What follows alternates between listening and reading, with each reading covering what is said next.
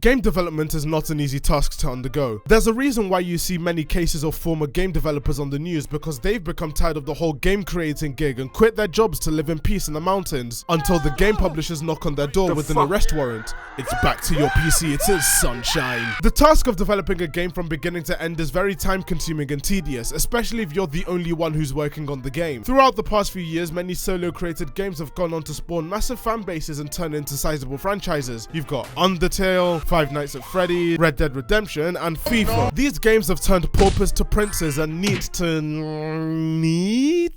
If your game blows up, you've basically got yourself set for life. There's no need to move into another career. Just quit your normal job and live the rest of your life responding to negative Steam reviews, calling the person who left the review a brainlet who doesn't appreciate the amount of work that goes into such a mundane, heart-wrenchingly difficult task. All of the games that I've stated before are highly profitable franchises that have become hellspawn for some of the worst that the internet has to offer, but there's one game that's in the shadows, a game that's been in development for longer than Grand Theft Auto and is still not released. You'd think that a game that has been in development for that long would surely be contender for Game of the Year. And you'd be absolutely right. This game's a solid 100 out of 10. Excellent out of 4 stars. So good that my PC excreted a liquid from the power supply and is dripping absolutely everywhere. That's just the cup that I've spilled. Before I get sidetracked for the umpteenth time, the game that I'm talking about today is another one of those anime games, but this time, instead of being the recipient of a cute anime girl's love, you are the dealer of the love to your supposed boyfriend, only you're making absolute sure that no one can actually talk or interact with him whatsoever. I'm of course talking about Yandere Simulator.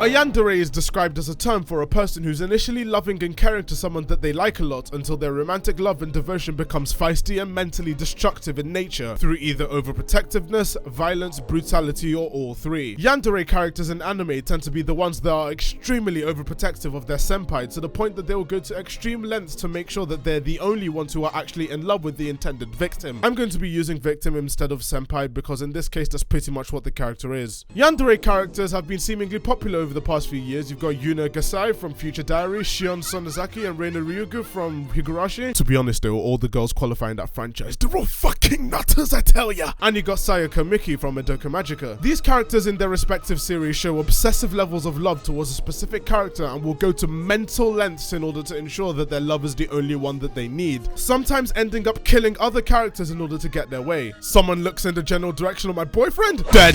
Someone sends a text message to a group chat that my boyfriend is in? Dead! Someone falls over a balcony trying to reach their house and the place that they slipped in had been scraped by my boyfriend when he tripped over at the same place 16 decades ago? Dead!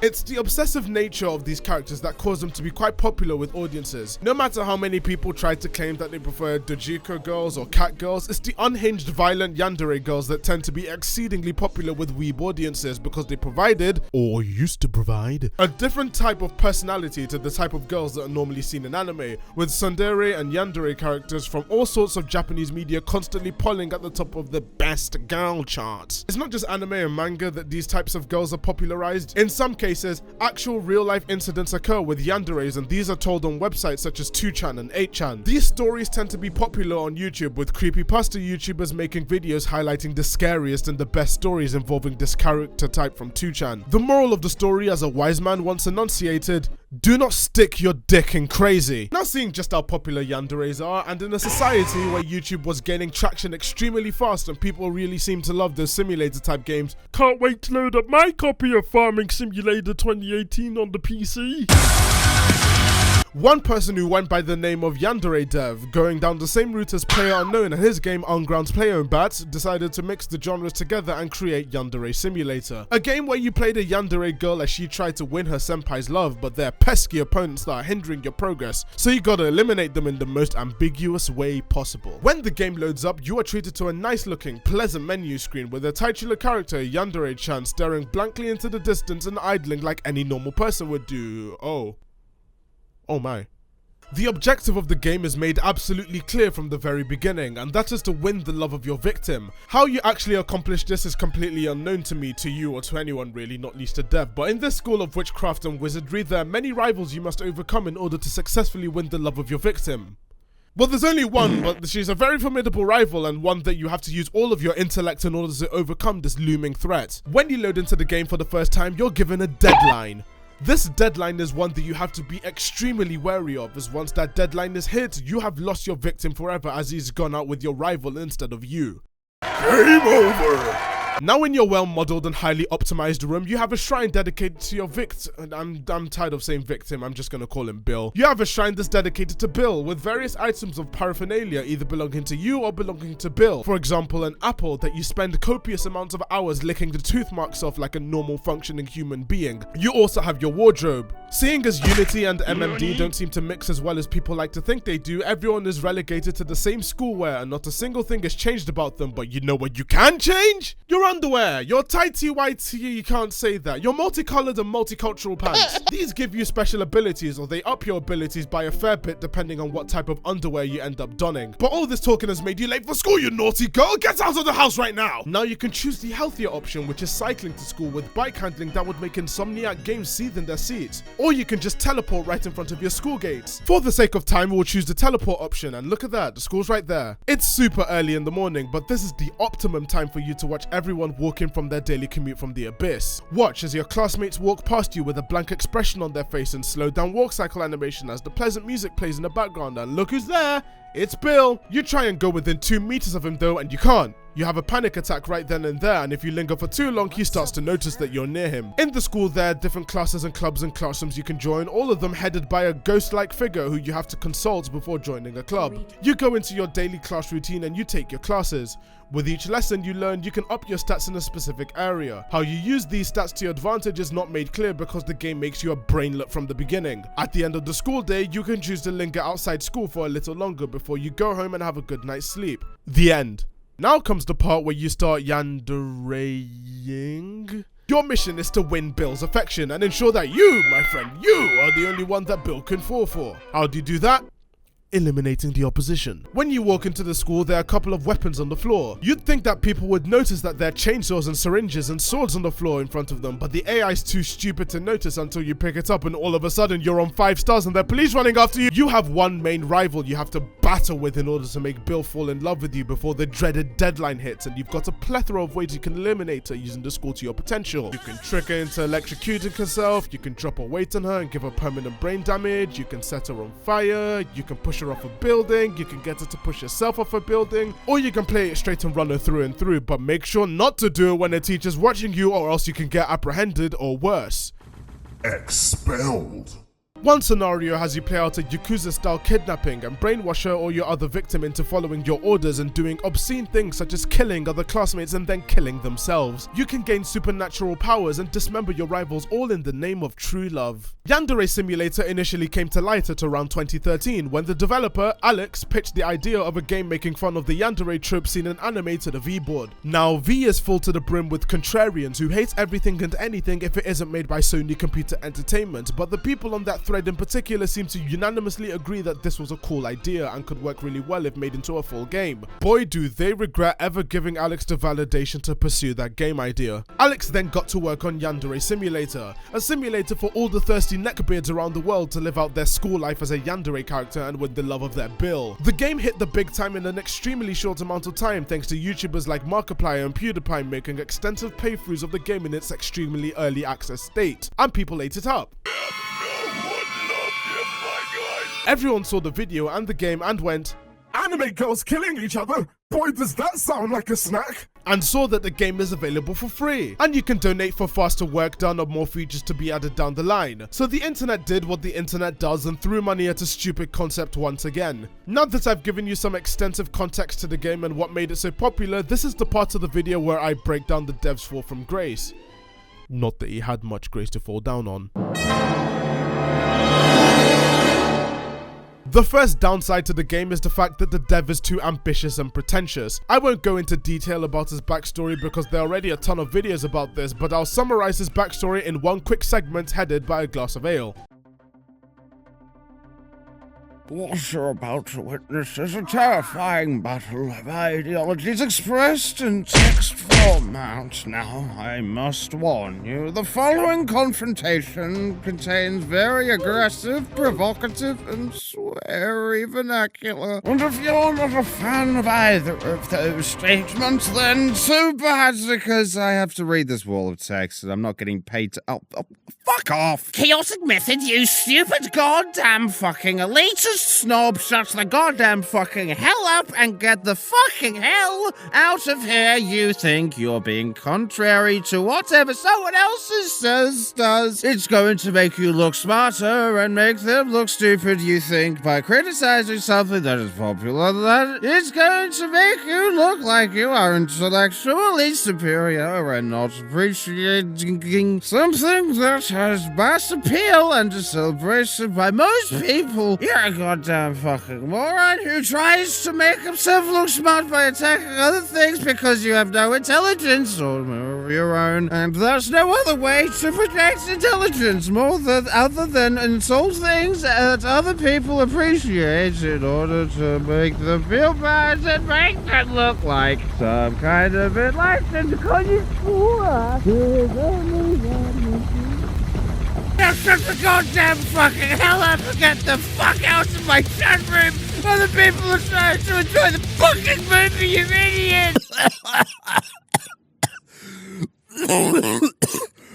Why the fuck did I do that? But one clear thing you should take away from him is the fact that he has a massive ego. Before Yandere Simulator, there was a game called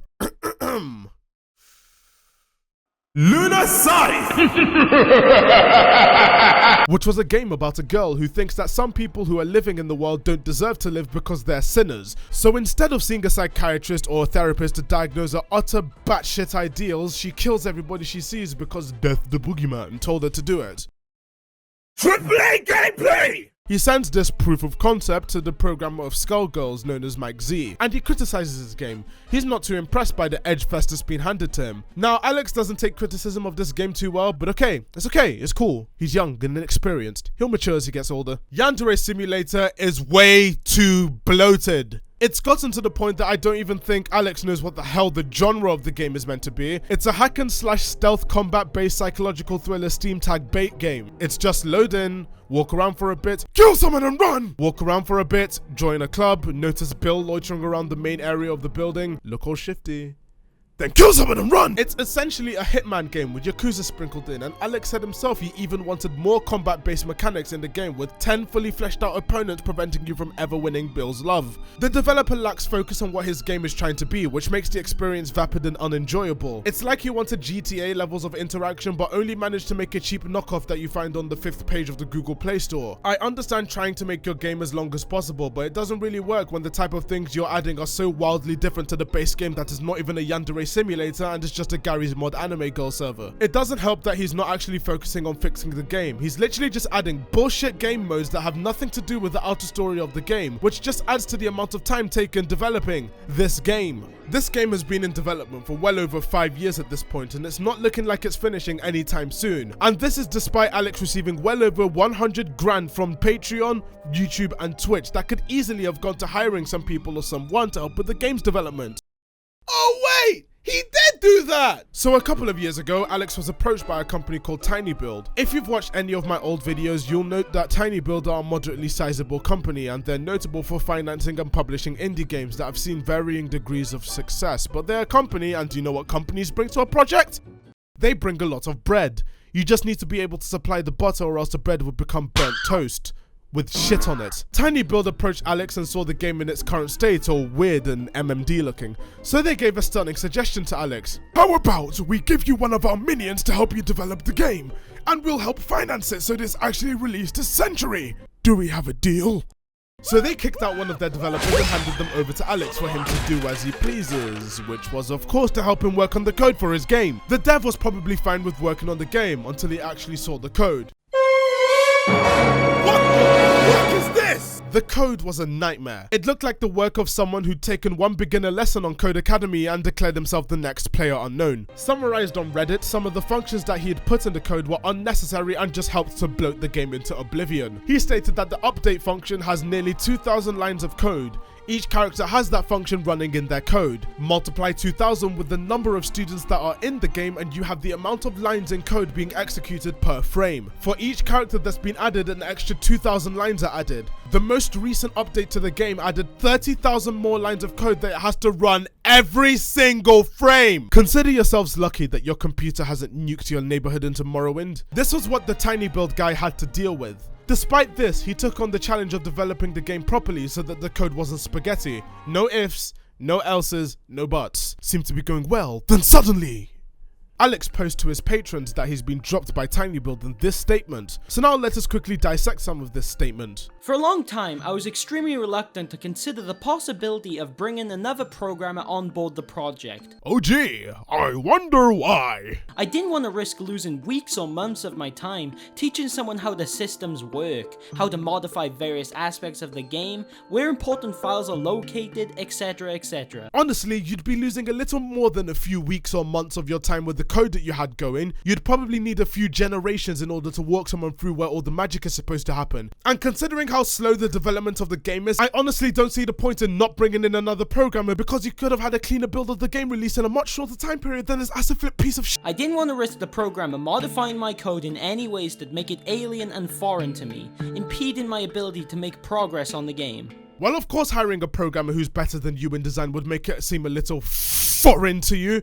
He'd be teaching you more than you'd be teaching him. He tends to repeat himself regularly during the statement, so I'll summarize the events that happened according to him. The programmer who was sent by TinyBuild rewrote the entire code of the game from scratch. He saw firsthand just how spaghetti the codetti was and fixed the issue to make the code actually usable. This did not go down well with the Yandere dev, as he couldn't read the code. It looked clean.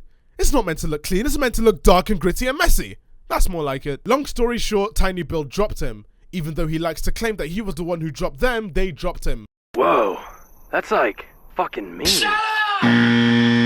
It's now approaching 5 years since word of Yandere Simulator has spread across the internet, and what you're seeing is the game in its current state. Now, does this look like a game that has been 5 years in the making? In a video and subsequent Patreon post, Alex made references to other games that have been in development for a long time, such as Cuphead, and cited those as an excuse as to why his game is taking so long to be made. Now, I don't know about you, but this game is certainly no Cuphead. It's been 5 years and the game still looks like an MMD animation mixed in with miniclip free online flash game. It doesn't look good. Granted, it looks better than how it did when it first came out, but this just isn't possible. Alex stated himself multiple times that the models that they're using for the game are not final and they will be replaced with other models that have been made from the ground up down the line. It doesn't really seem like these models are going to be made anytime soon if you're continuing to make animations on your model that's just an edited version of this asset you can find on the Unity store. And wait, you can also find the entire model of the school that they're using on the Unity store as well. I wouldn't be too vexed by this at all if there was at least some progress being made into making independent assets and models. Like take PUBG for example. That game was a 100% bona fide asset flip. It's like loading into Unreal Engine the first time and finding out there's a store full of items and then copying and pasting them everywhere. 10 out of 10 game design, Kotaku would be proud. But as the game got very large in a short period of time, Bluehole Entertainment focused their energies on making their own original assets for the game, with maps being created from scratch without them buying anything from the Unreal store. This, on the other hand, has been 5 years in the making, thousands of dollars in the bank, and not one asset of the game is 100% original and built from the ground up. Yandere-chan's living room is stolen, and the pool in the school was literally stolen from a porn game. Each of the rivals, which funnily enough only one has been not complete but complete enough to be in the game, are literally the default model but with a wacky hairstyle to make it like the animes you've been watching on the TV. When developing a game, it's paramount that you maintain some sort of professionality when in the public eye, no matter how much of a meme your game is supposed to be. From the turbulent development of Yandere Simulator, this is a prime example of how not to develop your game. The image of your game is shaped mostly by the people behind it. If it's a single developer or a small team whose leader is front and center of the game, like again PUBG and even Undertale, you've got to make sure that your own image is squeaky clean, because if your image is bad, your game is bad, even if your game is good. The image that Alex had given himself has been less than stellar. with people who have volunteered to help work on the game documenting a bad experience with Alex. According to this anecdote, there was another instance where a friend of his wanted to join as a volunteer to work on Yandere Simulator. He wanted to extend his services and Alex seemed incredibly interested and asked him to draw a portrait of one of the rivals. The artist then sent his work the same night to Alex and was met with an unprofessional and incredibly rude response, with Alex telling him that his art looks awful and something he'd never want to have put anywhere near his game. That's something that you shouldn't say about someone's art. I'm not trying to go for a gamers rise up union. There's no criticism of the art in that statement. He just told him it looks crap and told him to beat it. The issue continues with Alex responding to a person wanting to volunteer as a voice actor, stating that he's very tired of hearing from inexperienced amateurs who waste his time, and the fact that they are all 12 to 13-year-olds with crappy microphones. With a reputation like yours at this moment in time, why would anyone even consider going for a voice acting gig with your game? Now, this photo is an official merchandise photo, and look at her face and tell me that she wants to be there at this moment in time. For the record, the current voice actors and actresses of the game, however, are pretty decent and do a good job with the stuff that they're given. With the amount of money that's being pocketed each month on Patreon, you'd think that they get paid. Well, I don't actually know. Maybe they do, maybe they don't. But that doesn't take away from the fact that Alex's attitude is horribly toxic and bitter, and one that shouldn't be allowed in this kind of environment. But wait. There's more. This is going off on a bit of a tangent, but an artist who works for Alex was called out for tracing a lot of her art, and she has vehemently denied that she has traced them, deciding to flag all of the comments trying to expose her. Some of the examples have been recovered and I'll leave you to decide.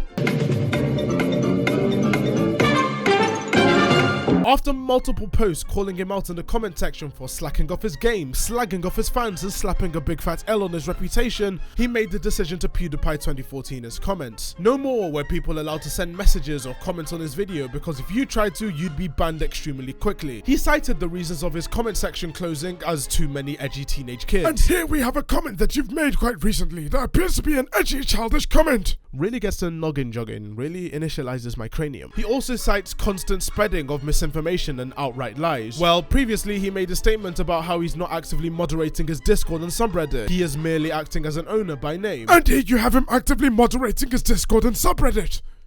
Heavily. Really gets your gish galloping. His paranoid banning habits on Discord and Reddit aren't a really good look, especially if it's over completely mundane things like asking for a new update to the game. All of Alex's wrongdoings must have been enough for some websites to handle, as his official blog on WordPress where he posts his game update got suspended very recently. I guess they got tired of waiting for the game to come out, so they decided to terminate it before it became terminal. It's gotten to the point that the modding community is better than the game itself. I used to be skeptical of all the new videos being posted about Yandere Simulator on YouTube, then I looked into it and realized that they're all mods. The modding community is doing a much better job at fleshing out the game than the game developer.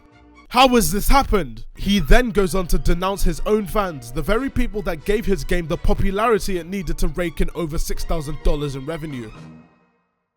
I promised myself I wouldn't write myself to the end of the world and back in the making of this video, but here we are. The turbulent tale of Yandere Simulator and its flawed beginnings, middles and ends. Who knows, maybe the game will be complete sometime this generation, but I wouldn't hold your breath with the horrid reputation that the developer has, and the aura around the game being extremely negative. It's weird being in the camp of people who used to look forward to what the game has to offer several years ago, but it doesn't seem like the developer is growing up and maturing with his game. He's notorious for not taking criticism too well and resorts to deleting videos about him, so if you're watching this now, yay, I'm still alive! Before I wrap up this video, I'd like to thank all the lovely voice actors who've helped contribute their vocal cords to this video, and all the body actors who've contributed their body cords to this video. I do have a Patreon if you want more frequent videos and higher budgeted edits, and I also have a Discord server where you can chat with me and get work in progress of new videos and art. Make sure to leave a like and subscribe if you're new, and comment what kind of features you wanted in the game. Links to all the sources and information will be found in the description, and I thank thee for taking the time to feast your eyes on this video. I'll now leave you with some good old controversial Yandere Simulator posts. My penis was crunching for the entirety of that scene.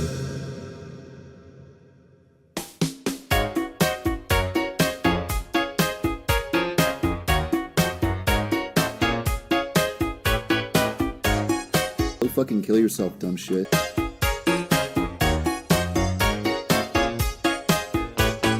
A girl's breasts are like water balloons, full of milk. If you stab a girl in the breast, milk spills out.